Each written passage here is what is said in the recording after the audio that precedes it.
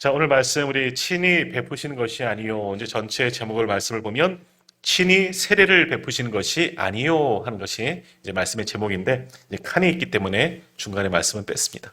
예수님께서 친히 세례를 베푸지 아니하였다 하는 말씀, 또 말씀을 통해서 오늘도 하나님께서 우리에게 말씀하심을 듣고 또 그 말씀을 붙잡고 살아가는 저와 우리 성도님들 되기를 간절히 소망합니다. 저희처럼 하나님의 말씀을 듣는다는 것은 뭐겠습니까? 하나님의 말씀을 듣는다는 것은 하나님의 말씀을 우리의 신비에 새기는 거죠. 내 마음판에 새기는 것이고요. 하나님의 말씀을 내 마음판에 새기는 것은 그 말씀을 붙잡고 살아가는 거죠. 그것은 우리 모든 그리스도인들의 의무이다라는 겁니다. 그러니까 하나님의 말씀을 우리가 듣는다는 것, 그 말씀을 내 신비에 새긴다는 것, 근데 그것은 단지 말씀을 기억하는 것에서 그치지 아니하고 뭐겠습니까? 말씀을 붙잡고 삶 속에서 실천하며 살아가는 것, 우리 삶에 적용하면서 살아가는 것이 정말 말씀을 듣는 것이다 라는 겁니다. 더욱이 우리 인간의 행동은 마음의 지배를 받습니다. 우리가 생각하는 대로 우리의 몸도 움직이게 되는 거죠. 행동도 그렇게 되는 겁니다. 그러니까 하나님의 말씀을 우리 속에 새긴다는 것은 하나님의 말씀이 우리 마음을 지배하는 것이고 우리의 생각을 지배하는 것이죠. 그러면 하나님의 말씀이 결국 우리의 마음에 있기 때문에 또 그 말씀이 우리를 움직이게 만든다라는 겁니다. 그러니까 하나님의 말씀을 듣는다는 것은 그 말씀을 붙잡고 살아가고 실천하고 적용하는 것까지 이어지는 것. 그것이 전체 하나님의 말씀을 듣는 것이다 라는 겁니다. 그러니까 아무리 하나님의 말씀을 많이 듣는다 해도 우리의 삶 속에서 내 삶 속에서 하나님의 말씀이 표출되지 않으면 드러나지 않고 적용되지 않으면 그건 아무짝에도 소용이 없는 겁니다. 그냥 말씀을 아는 것이지 그것이 삶에 녹아져 들어가는 것이 아니기 때문에 그러니까 말씀을 듣는다는 것은 결국 반드시 우리 삶을 통해서 그 말씀이 보여져야 한다라는 겁니다. 자, 믿음도 마찬가지입니다. 믿음이 무엇입니까? 믿음에 대한 정의는 성경에도 여러 가지로 나오지만 믿음도 뭐예요? 말씀이 삶에 적용되어지는 것. 하나님의 말씀을 믿잖아요. 하나님의 말씀을 믿으면 그 말씀을 붙잡고 살아가는 거죠. 그러니 그 말씀이 우리 삶 속에서 적용되어지는 것. 그것이 바로 믿음이라 할 수가 있습니다. 그러니까 우리가 인생을 살아갈 때 여러 가지 선택의 순간이 있지 않습니까? 그럴 때 어떤 선택을 하느냐? 올바른 선택을 해야죠. 근데 그 선택을 어떻게 하느냐? 말씀을 이끄는 대로 선택하는 거예요. 그러니까 하나님의 뜻대로 선택하게 되는 거죠. 그러니까 우리의 인생 모든 것은 하나님의 중심이 되어져야 하는 겁니다. 우리에게 주신 말씀을 붙잡고 말씀이 이끄는 대로 살아가면 우리 삶 가운데, 우리의 모든 선택 가운데, 우리의 행동 가운데 하나님의 말씀이 반드시 적용되어지고 보여질 수밖에 없다라는 겁니다. 그렇게 우리가 말씀의 지배를 받으면 우리 안에 말씀이 녹아져 있고 우리의 신비의 말씀이 새겨져 있고 우리의 삶을 통해서 말씀이 표출되어지고 적용되어진다면 정말 우리는 하나님의 뜻대로 하나님께서 원하시는 대로 그러한 삶을 살 수 있다라는 겁니다. 반면에 그렇지 못하다면 우리가 아직 말씀을 온전히 듣지 못하고 또 적용하지 못하며 살아가는 것이다 할 수 있는 겁니다. 어느 목사님이 이제 이런 것을 목격했다는 거예요. 어느 교회 앞에 이제 예배를 끝나고 이제 가는데 도로 앞에 차가 좋은 차가 두 대가 세워져 있고 또 그 차 옆에서 아주 멋진 옷을 입은 여성 두 분이 서로 싸우고 있다는 것을 보게 되었다는 거예요. 자, 근데 그저 말싸움만 하는 것이 아니라 어떻게 싸워요? 머리를 서로 붙잡고 막 싸우고 있는 거예요. 아마도 짐작컨대 아마 어떤 운전을 하다가 시비가 뭔가 이게 불편한 거죠. 시비가 붙어서 말다툼을 하다가 결국은 머리채를 붙잡고 서로 아주 뒤엉켜서 싸우는 그 모습을 봤다는 겁니다. 근데 지나가다 그 모습을 보았는데 목사님 보니까 두 분 다 이제 아주 좋은 차, 좋은 옷을 입고 아주 교양 있게 생겼는데 그렇게 싸우고 있는 거예요. 근데 차를 보니까 차 뒤편 유리창에 다들 성경책이 한 권씩 다 놓여져 있는 겁니다. 그러니까 뭐겠습니까? 가까운 교회에서 예배 드리고 돌아가다가 무언가 운전하다가 서로 시비가 붙은 거예요. 아는지 서로 모르는지 그건 잘 모르겠지만 여튼 교회에서 예배 잘 드리고 나와서 두 분이 엉켜서 머리채를 붙잡고 그렇게 싸우는 거랍니다. 한참을 싸우다가 앞차에 있던 여인이 이제 머리 잡았던 손을 이제 놓고 이제 자기 차로 간 겁니다. 이제 그래서 싸움이 이제 다툼이 좀 끝났나 보다. 이게 생각했더니 이 여자분이 자기 차로 막 가더니 차 뒤에 놓여진 성경책을 딱 들고 나오는 거예요. 그래서 교회 다니니까 말씀을 가지고 서로 화해하려고 그러나 보다. 목사님은 이제 좋게 생각을 한 거죠. 근데 어떻게 했을까요? 그 성경책을 가지고 그러니까 이 여자가 가니까 뒤편에 있던 여성분도 어떻게 했습니까? 자기 차로 이제 돌아가는 거죠. 성경책을 들고 쫓아가서 그 가는 여자의 뒤를 때려먹는 거예요. 그러니까 깜짝 놀랐죠. 그리고 그 때리는 순간 성경책은 땅에 떨어지고 때린 여자는 이제 자기 차로 막 도망가기 시작합니다. 그러니까 어떻게 했어요? 뒤에 있는 여자가 화가 났죠. 떨어진 성경을 또 주워가고 쫓아가서 뒤통수를 또 때리고 뭐 이렇게 싸웠다는 겁니다. 자, 이 두 여성분은 어떻겠습니까? 뒤에 성경책에 있는 것처럼 아마도 정말 가까운 교회에서 예배를 드리고 돌아가는 길일 겁니다. 교회 안에서는 예배 시간을 통해서 거룩하게 예배를 드렸겠죠. 말씀을 받고 또 그 말씀을 붙잡고 살겠노라고 또 그러고 아마 돌아갔을 겁니다. 그러나 얘들은 예배를 드리면서 말씀을 받았지만 그 말씀이 자기 속에 새겨지지도 않고 삶에 녹아지지도 않고 적용되지도 않았다라는 거죠. 그러니 사람이 그렇게 오가는데 많은 사람들이 쳐다보고 있는데 제일 재밌는 것이 뭐 싸움 구경하고 불구경이라 그러잖아요. 또 여성들이 이렇게 싸우고 있으니까 볼만한 것 같아요. 머리채까지 잡고 그래도 성경으로 내리치고 그러고 있는 거예요. 참 이것이 참 예배자의 모습인가 하는 그런 생각들을 해보았답니다. 물론 예배드리고 돌아가다가 시비가 걸릴 수 있습니다. 우리도 예배가 끝나고 집으로 가다가 차를 운전하다 보면 갑자기 이런 상황들 누가 끼어든다든지 사고가 날 뻔한 상황에서 화를 내기도 하고 성도들 가운데도 목사님들도 마찬가지예요. 이 속에서부터 뭔가 이 씨씨거리는 것들이 막 올라올 때도 많이 있지 않습니까? 그래서 어떤 목사님은 번호를 만들었다 그러죠. 욕을 할 수가 없으니까 1번 같은 사람 2번 같은 사람 막 이랬다는 거예요. 아무튼 그럴 수 있습니다. 또는 때로서 내려서 서로 시시비비를 가를 수도 있는 것이죠. 때로는 우리도 싸우기도 합니다. 그러나 싸우다가 마침내 화해할 수도 있고 때로는 이 여성들처럼 무기를 들고 와서 때릴 수도 있는 것이 우리의 삶이라 할 수 있습니다. 그러나 정말 우리 그리스도인이라면 어떤 선택을 하겠습니까? 더더군다나 예배드리고 나와서 돌아가는 길이라면 어떤 선택을 하겠습니까? 대려변에서 그 성경책이 오가고 땅에 떨어지고 그것을 서로 싸움하는 무기가 되면 참 그것은 안타까운 일이라 할 수가 있는 겁니다. 저도 그날은 이분들은 말씀을 듣긴 들었지만 그 말씀을 삶에 적용시키지 못한 것이죠. 전혀 말씀과는 상관없는 그저 지난주 말씀 나누었나요? 그냥 처치맨, 교회 다니는 사람일 겁니다. 성도라고 할 수가 없는 거죠.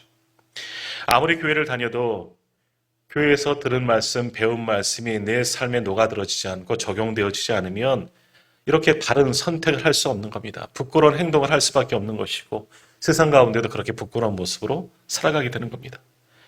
교회에서는 거룩한 성도인지는 모르겠지만 세상에서는 거룩함과는 전혀 상관없는 그러한 모습으로 살아갈 수가 있다는 겁니다.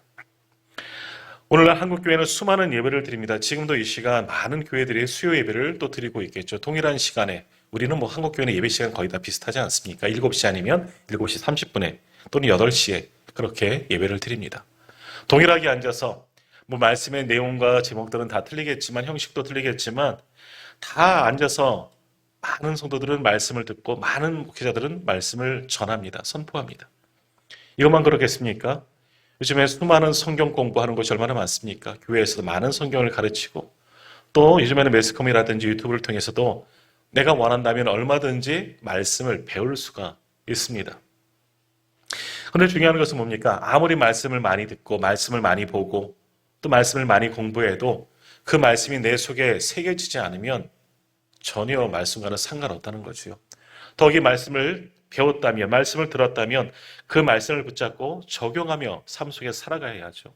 그렇지 않으면 전혀 말씀과는 상관없는 사람들이다. 그 사람 중심에는 전혀 하나님의 말씀이 있지 아니하고 하나님도 그의 중심에는 전혀 계시지 않는다라는 겁니다. 사도 바울은 로마서 6장에서 세례에 대해서 말씀을 이렇게 전하는데 비유를 통해서 말씀을 전합니다. 세례가 뭐냐? 세례는 그리스도 안에서 옛사람이 죽고 예수님 때문에 새 생명을 얻는 것, 그래서 새로운 삶을 시작하는 것이 세례이다. 이것이 영적 세례, 영적 예식이다라고 로마서 6장에서 말씀합니다. 우리는 세례, 우리 장로교 세례는 특히 이제 목회자가 머리에다 물로 안수하는 것으로 간략하게 세례를 진행하잖아요. 근데 원래 세례는 성경에도 보면 가로치고 밑에 침례라고 표현하는 것처럼 흐르는 물. 그래서 예수님도 요단강에서 세례를 받으신 겁니다. 흐르는 물 속에서 완전히 물 속에 들어갔다가 나오는 거예요. 들어가는 건 뭐예요? 죽는 겁니다. 그리스도로 인하여 내가 죽고 죄 가운데 있었던 나는 죽고 예수 그리스도로 거듭나는 삶, 거듭난 삶, 그것이 바로 세례의 의미인 거죠. 그래서 사도 바울은 세례는 그리스도 안에서 옛사람의 죽고 예수 그리스도로 인하여서 새롭게 세어나는 것, 거듭나는 것, 그것을 세례다라고 말씀합니다. 그러면서 고린도전서 10장에서 여기에 대해서 한 번 더 말씀하는데 무엇을 비유하느냐? 출애굽 사건을 비유하고 있습니다. 세례가 뭐냐? 이스라엘 백성들 세례를 너무나 잘 알고 있지만 유대인들은 세례를 출애굽 사건과 연관시켜서 말씀을 전합니다. 특별히 어떤 사건이냐? 홍해 사건의 세례를 비유합니다. 애굽에서 이스라엘 백성들은 노예 생활을 했습니다. 그러다 하나님의 은혜로 10가지의 이적을 보여주시고 출애굽 시키셨습니다. 그리고 그들이 애굽을 탈출해서 약속의 땅 가나안으로 가는데 뒤에서는 애굽 군대가 쫓아오고 앞에는 뭐가 가로막습니까? 홍해 바다가 가로막고 있습니다. 뒤에는 이제 하나님께서 치심으로 놀랬지만 정신 차리고 애굽 왕 바로가 군대를 거느리고 쫓아오는 상황인 거죠. 앞에는 바다, 뒤에는 애굽 군대 진퇴양난에 빠지게 되었습니다. 도간에 든 쥐 꼬리게 된 거죠. 이제 이스라엘은 병락 없이 다 죽거나 다시금 잡혀 갈 수밖에 없는 상황입니다. 그때 어떤 일이 일어납니까? 하나님께서 기적처럼 그 홍해 바다를 갈라주셨습니다. 지난 수요일도 보았지만 이것을 갈대 숲으로 믿느냐, 갈대 바다로 믿느냐, 그건 우리의 믿음이지만 아무튼 하나님은 갈대 바다, 홍해 바다를 갈라주셨죠. 마른 땅을 건너서 이스라엘 백성들은 생명을 얻었습니다. 마른 땅, 홍해 바다가 갈라지고 새 생명을 얻은 거예요. 하나님께서 그 일을 하지 않으셨다면, 홍해 바다를 가르지 않으셨다면 이스라엘 백성들은 죽은 목숨이죠. 물에 빠져서 죽든지 아니면 붙잡혀서 죽든지 아니면 노예가 되든지 옛 모습으로 돌아가든지 그런 겁니다. 하지만 하나님께서 홍해 바다를 가르시고 그들을 구원해 주셨다. 이게 세례라는 겁니다. 물을 가르시고 그들을 살리신 것, 죽어야 할 그들을 하나님께서 놀라운 이적으로 살리신 것, 그것이 세례다라고 표현하죠. 자, 근데 애국 군대는 어떻게 됩니까? 뒤쫓아오다가 홍해 바다가 이제 무너지고 다시 바다가 합쳐질 때 애국 군대가 할 것은 뭐겠습니까? 어찌 보면 이스라엘 백성을 쫓아가면 살 수 있겠지만 어떻게 돼요? 애국 군대는 뒤로 돌아가다가 홍해 바다에 완전히 갇혀서 다 수장되고 말지 않았습니까? 다 죽었습니다. 자, 이것이 세례다라고 말씀합니다. 예수 그리스도 하나님을 믿으면 이스라엘 백성들이 홍해 바다가 갈라진 마른 땅을 건너서 구원받은 것처럼 예수 그리스도의 은혜로 세례를 받으면 죽을 자가 살게 되는 거예요. 그러나 그렇지 않으면 영원한 죽음에 이르게 된다. 이것이 세례로 비유하였다라는 겁니다. 그러니까 세례는 뭐냐? 바로 예수 그리스도를 믿고 하나님의 말씀을 내 안에 모시고 말씀을 붙잡고 살아가는 것, 그것이 거듭난 삶, 새로운 삶, 참 변화된 삶, 그것이 세례 받은 사람들의 삶이 되어져야 한다라는 겁니다. 물론 세례를 꼭 받아야지만 구원을 받느냐? 이건 아니에요. 예수를 믿으면 구원을 받는 겁니다. 세례는 하나의 의식이죠. 내 죄 씻음에 대한 의식이긴 하지만 그러나 참된 세례, 영적인 세례를 뭐냐? 예수 그리스도로 거듭나는 겁니다. 홍해 사건과 같이 물속에 들어갔다 나온 것처럼 죄악으로 가득 찬 나는 죽고 예수로 거듭난 인생, 죽을 자가 하나님의 은혜로 홍해 바다 갈라지고 생명을 얻은 것처럼 이제 세례를 통해서 우리가 다시금 새롭게 되었다는 것, 모든 죄가 씻김을 받고 구원받았다는 것, 그것이 세례의 의미고 참된 세례자의 모습들은 내가 하나님의 은혜로 구원받았구나, 하나님의 말씀으로 내가 살아야 되겠구나, 내 삶 속에 적응하며 살아가는 것이 말씀을 붙잡고 살아가는 영적 세례자들의 모습이 되어져야 한다라는 겁니다. 자, 이렇게 이스라엘 백성들은 이 홍해바다 사건을 통해서 구원받았지만, 홍해라는 그런 또 다른 세례를 통해서 그들은 구원받았지만, 그러나 옛 모습으로 다시금 돌아가려고 하는 일들이 얼마나 많이 있습니까? 우리가 새벽에 계속해서 출애굽기부터 쭉 말씀을 보았지만 광야 40년 여정 동안 이스라엘 백성들이 한 일이 뭡니까? 가나안 땅으로 가긴 가지만 끊임없이 불평하며 원망합니다. 옛날이 좋았었는데 애굽에 있었으면 모두 먹고 그때가 좋았었다고. 다시금 그쪽을 추억하며 옛 모습으로 돌아가려고 할 때가 얼마나 많이 있었습니까? 결국 그들은 하나님의 말씀을 따르지 아니하고 영적 세례를 받았음에도 불구하고 다시금 옛 본성이 나타나서 옛날의 모습으로 돌아가려고 한 자들이 되었다. 결국 그렇게 출애굽 1세대들은 하나님을 배반하고 하나님의 말씀을 순종치 않다가 광야에서 다 죽어버리고 말았다라는 거지요. 그들은 홍해의 세례라는 놀라운 은총을 받았지만 하나님의 은혜를 다 잊어버린 거죠. 하지만 말씀을 받았지만 말씀을 알긴 알지만 그것은 자신의 삶 속에 적용하지 못하고 세례받은 자가 되어서 구원받은 자가 되어서 하나님의 말씀대로 살지 못하는 안타까운 자들이 되어버리고 말았다라는 겁니다. 자, 오늘도 우리의 모습도 돌아봐야 하는 겁니다. 우리도 세례를 받고 예수를 믿고 구원을 받았지만 자꾸만 우리 속에는 옛 자아가 남아서 옛날의 모습으로 죄악된 모습으로 돌아갈 때가 참 많이 있다는 거죠. 그러나 이제는 다시금 우리가 받은 세례를 기억하며 모든 죄가 씻어지고 예수로 거듭난 인생이 되었으면 주님께서 원하시는 대로 하나님의 말씀을 붙잡고 그 말씀을 삶에 적용하며 실천하며 살아가는 예수로 사는 인생들이 되어져야 한다는 겁니다. 그런데 여전히 내 삶 속에서 내가 그렇게 말씀을 붙잡고 살아가는지 아니면 그 말씀과는 전혀 상관없는 모습으로 살아가고 있는지 우리 스스로에게 한번 질문해야 되는 겁니다. 만일 내가 말씀대로 살면 정말 온전히 세례받은 자이고 온전히 하나님의 말씀을 쫓는 자이죠. 그렇지 않다면 우리의 신앙생활의 모습들을 한번 돌아봐야 되고 다시금 돌아서야 하는 거죠. 하나님께로 말씀 중심으로 돌아서야 하는 겁니다. 그렇지 않으면 완전한 죽음으로 파멸로 이를 수가 있다는 거지요. 자, 오늘 말씀을 같이 한번 보도록 하겠습니다. 오늘도 이제 어찌 보면 요한복음 2장, 3장과 다 연결되어지는 말씀입니다.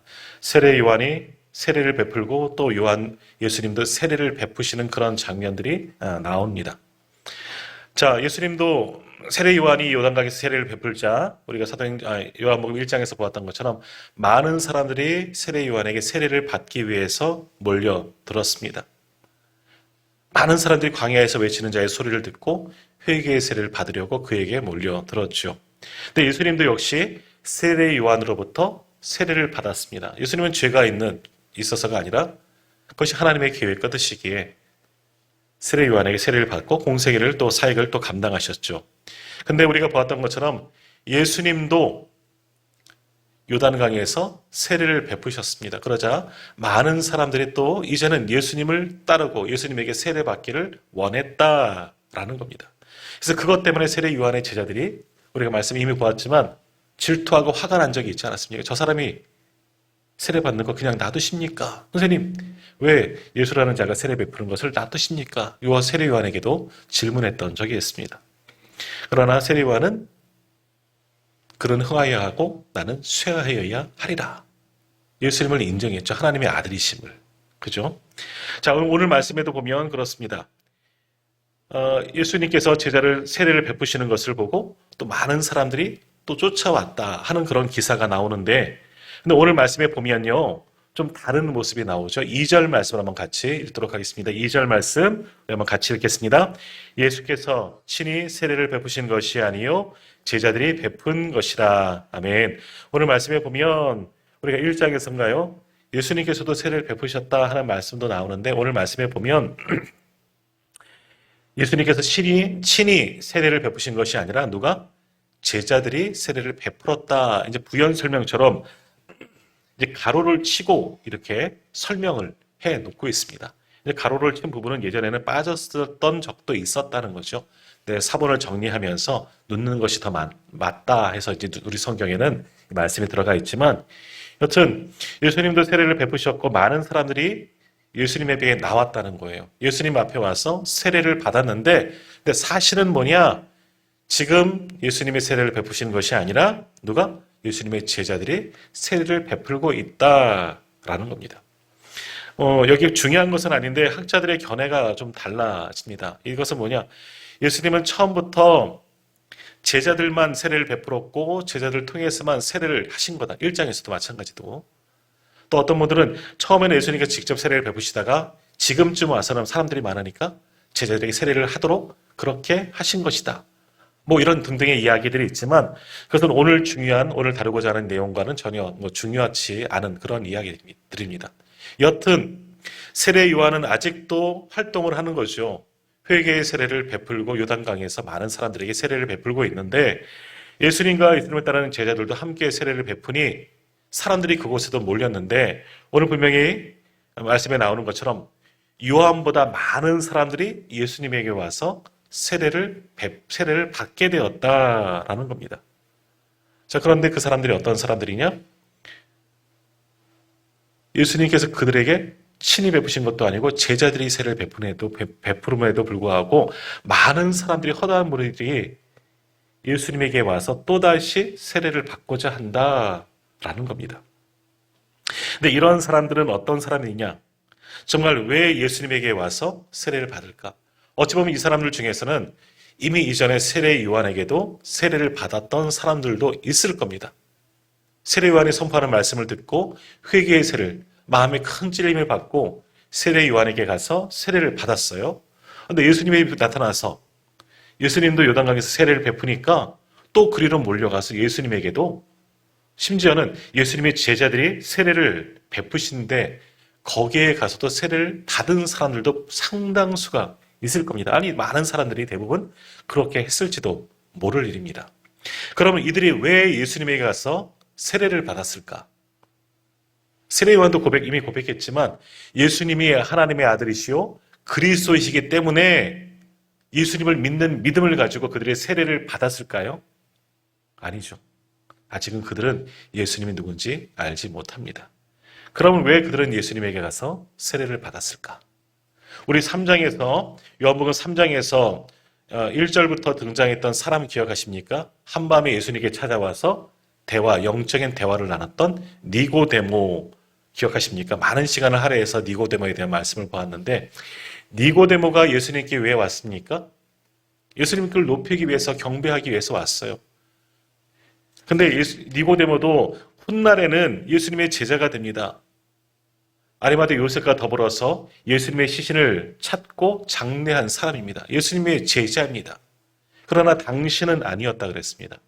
그러면 그 사람이 왜 예수님에게 찾아왔습니까? 그것도 한밤중에 공예원이기 때문에 자신의 신분을 좀 아직은 감추고 싶어서 은밀한 중에 예수님을 만나러 왔지만 그 사람이 만난 이유가 뭐예요? 예수님이 하나님의 아들이시기 때문에 우리를 구원할 그리스도 메시아이기 때문에 왔습니까? 물론 니고데모가 그렇게 고백하죠. 당신은 하나님이 보내신 선지자입니다 라고 고백을 합니다. 하나님이 보내신 사람은 맞는데 믿음으로 그것을 이야기했느냐? 그것은 아니라 그랬습니다. 니고데모도 아직은 예수님의 하나님의 아들 그리스도이신 것은 알지 못합니다. 그런데 왜 그와 같은 고백을 하고 그 한밤중에 예수님에게 와가서 예수님과 대화를 나누러 찾아왔을까? 왜 그러죠? 예수님의 행하신 놀라운 이적들을 보고 가나의 혼인잔치에서 물로 포도주를 바꾸신 일들, 그리고 성전 정화를 시키시는 일들, 그에 전하시는 말씀들을 보고 그의 권세 앞에 야 이분은 위대한 분이구나. 그 정도입니다. 예수님을 믿어서가 아니라 니고데모도 마찬가지예요. 예수님이 행하신 어떤 놀란 일들을 보고 권세 있는 자처럼 보여져서 주님을 만나기 위해서 온 거예요.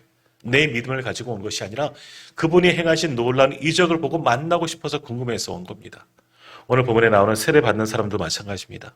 수많은 사람들이 예수님 앞에 나와서 세례를 받지만 죄사함의 세례냐, 예수님의 구주로 영접하고 거듭남의 세례냐? 아니에요.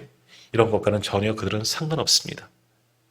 그냥 예수라는 아주 위대한 인물, 당시에 이제 막 세례 요한 이후로 또 다른 아주 위대한 선지자와 같은 이가 나타나서 여러 가지 이적을 행하고 능력을 행하고 하니 그분에게도 세례를 받고 싶은 거예요.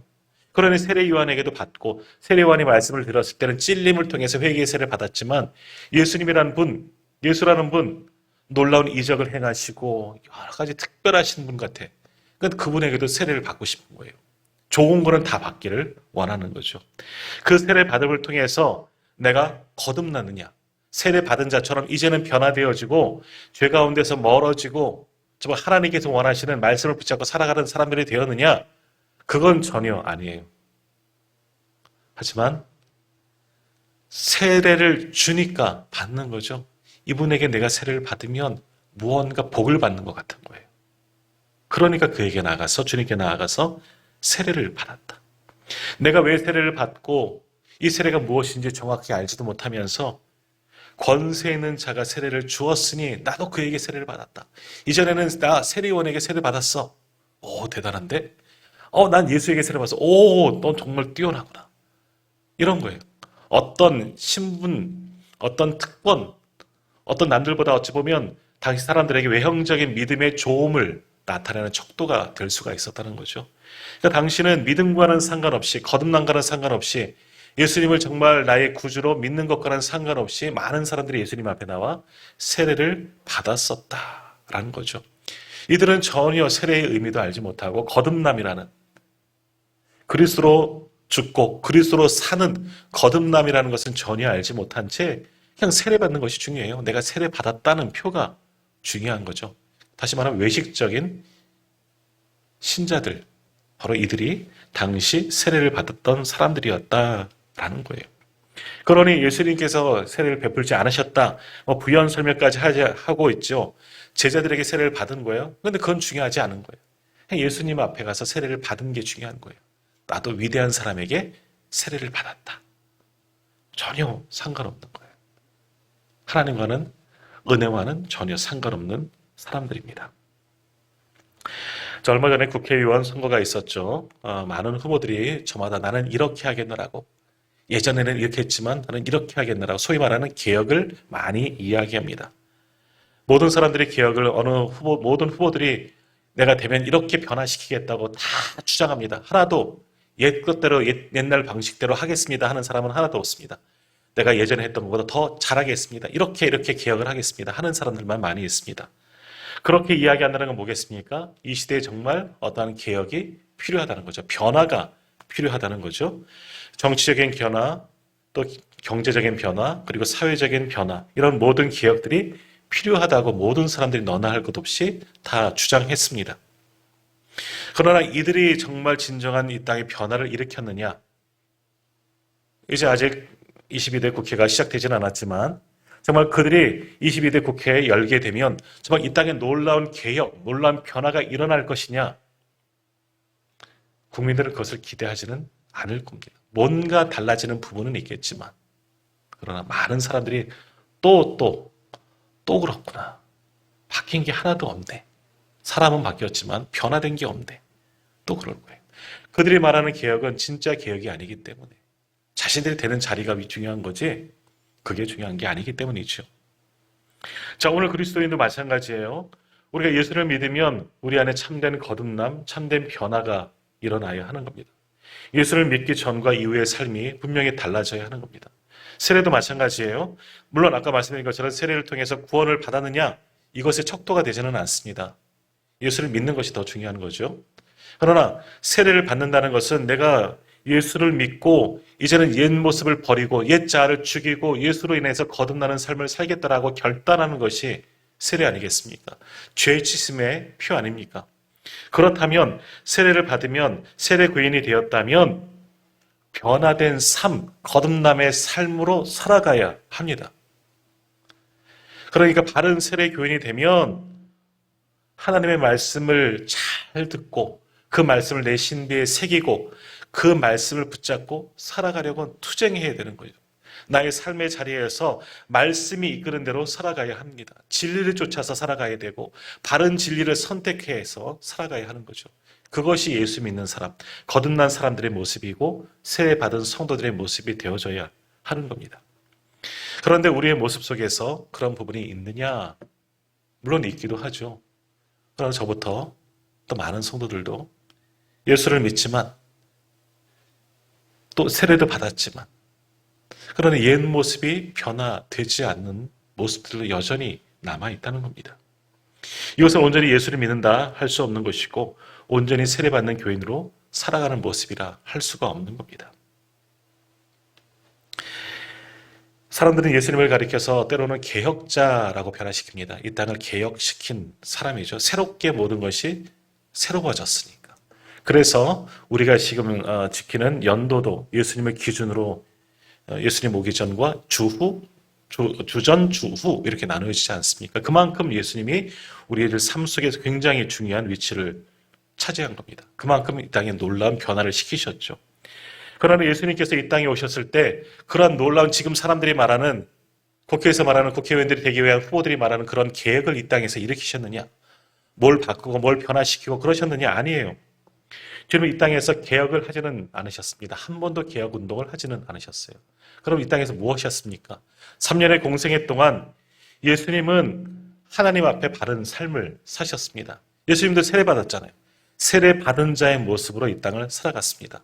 다시 말하면 예수님도 하나님 앞에 부끄러움 없는 삶을 살기 위해서 하나님의 말씀을 붙잡고 하나님의 말씀을 적용하면서 하나님의 말씀이 이끄는 대로 그 말씀을 붙잡고 바른 선택을 하며 예수님도 그렇게 살아가셨다는 거죠.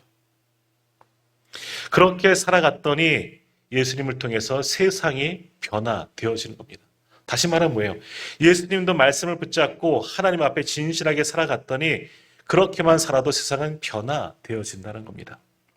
사도 바울을 보십시오. 사도 바울을 통해서 결국은 로마라는 그런 제국이 기독교 제국으로 변화되었습니다. 그러나 사도 바울이 어떤 개혁 운동을 했느냐? 로마 황제에 대해서 저항 운동을 했느냐? 그런 적 없습니다. 사도 바울은 죽기까지 뭐 했습니까? 예수 그리스도의 복음만 정했습니다.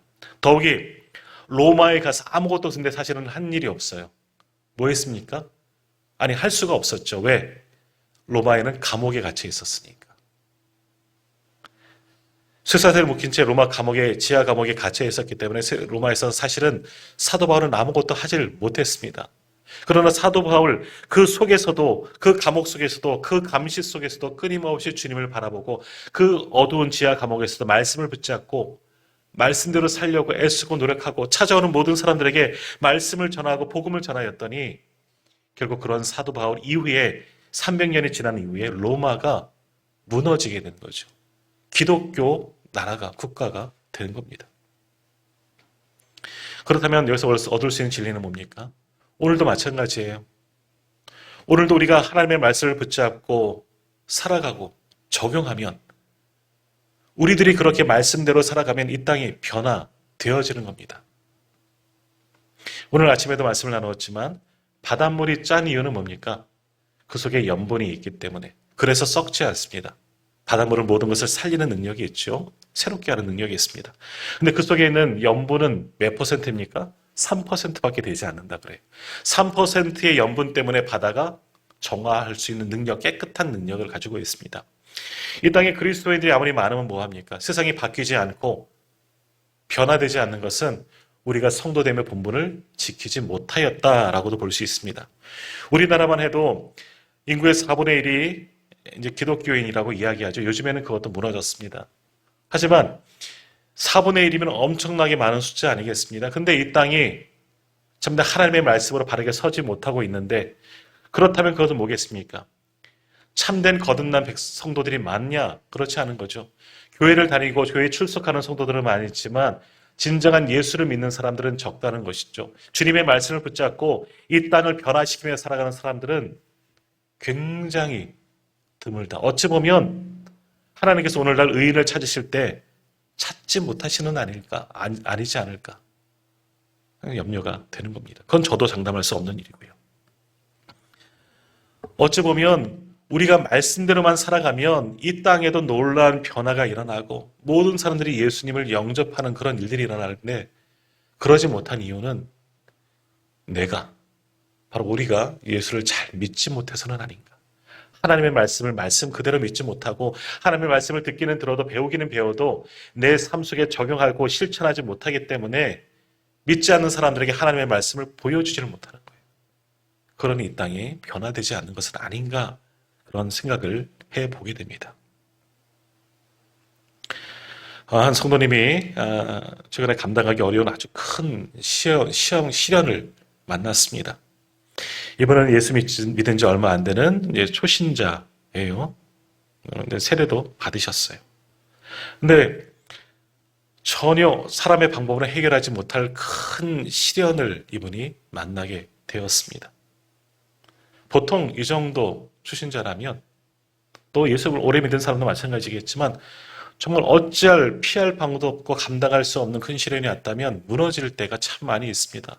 하나님을 원망하고 왜 나에게 이런 일들이 생겼는지, 왜 감당하지 못할, 어떻게 하면 좋을지 죽고 싶은 마음이 생길 정도였지요. 그런데 이분은 주일날 예배를 나가서 하나님 앞에 나와 예배드리고 하나님 앞에 울고 그리고 밤을 새워가며 하나님께 기도했다는 거예요. 어떻게 할지는 알지 못하고 어떻게 이 시련을 이겨나갈지 사람의 방법으로는 도저히 해결할 수 없는 일임에도 불구하고 하나님만 의지합니다. 하나님만 바라봅니다. 하나님께 기도하겠습니다. 끝까지 그렇게 기도로 나아갔습니다. 초신자가. 근데 하나님께서 그 기도를 들어주셨어요. 어린아이 같은 순수한 이분의 기도를 들으시고 사람의 생각으로는 아무리 해결할 수 없는 방법도 하나님의 손을 대시니 기적과 같이 모든 일이 일사천리로 다 해결된 겁니다. 얼마나 은혜를 받았는지. 하나님이 하셨습니다.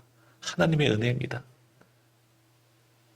아직은 해결이 안 됐지만 마음이 평안하다는 거예요. 그동안에는 이 일 때문에 죽고 싶다고 그런 말씀도 하셨는데 기도하는데 하나님께서 바로 그 다음날 해결해 주시니까 하나님이 일하셨다고 은혜 받았다고 마음이 편한 겁니다.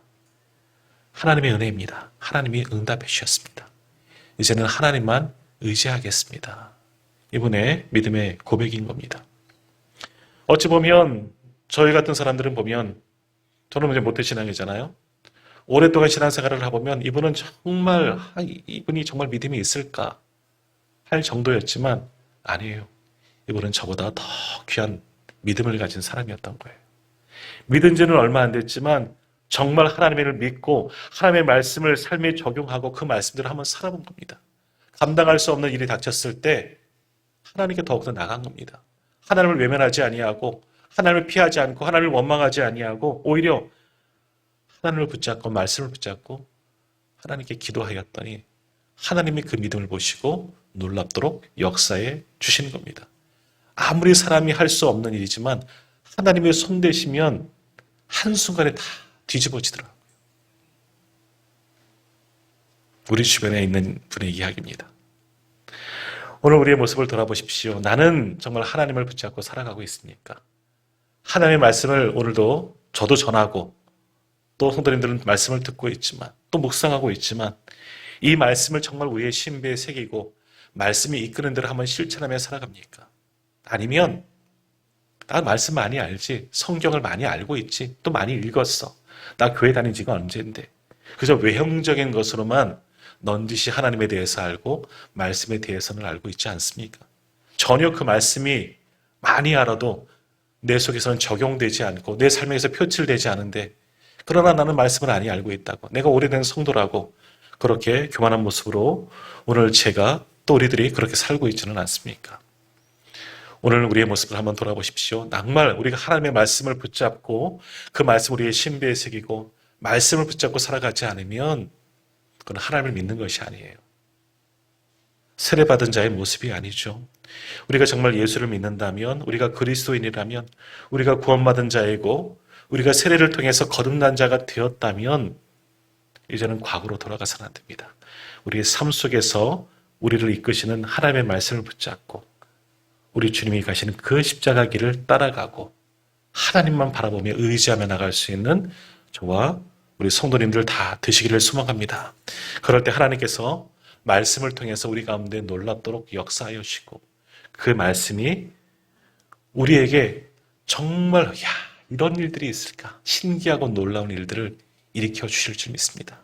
오늘도 하나님의 역사는 분명히 일어납니다. 하나님은 성경 안에만 갇혀 계신 분이 아니에요. 지금도 살아 역사하신 하나님입니다. 우리가 하나님을 믿지 못했기 때문에 이 속에 나오는 역사들이 우리에게 나타나지 않는 거죠. 하나님은 지금도 예전이나 지금이나 변함없으신 분이시죠. 지금도 일하시는 하나님이십니다. 우리도 정말 간절히 하나님을 붙잡고 하나님만 의지하며 믿음으로 나아갈 때 소위 세상에서 말하는 놀라운 기적의 역사가 오늘 나에게도 우리에게도 분명하게 일어나게 될 줄 믿습니다. 그러므로 오늘도 이 밤에 우리가 함께 기도할 때 하나님을 의지하는 마음으로 기도하십시오. 더욱이 오늘은 우리 가정을 위해서 기도합니다. 우리 가정의 구원을 위해서 오랫동안 기도했다면 정말 하나님께 전심으로 맡기십시오. 어찌 보면 우리가 그동안 전심으로 하지 못했기 때문에 그런 구원의 역사가 일어나지 않았을 수도 있습니다. 내 목숨을 걸고 정말 100% 하나님을 신뢰하며 우리가 정말 하나님께 간구할 때 오늘도 일하시는 하나님의 역사하심이 오늘 우리와 우리 삶 속에서 분명히 일어나게 될 줄 믿습니다. 기도하겠습니다.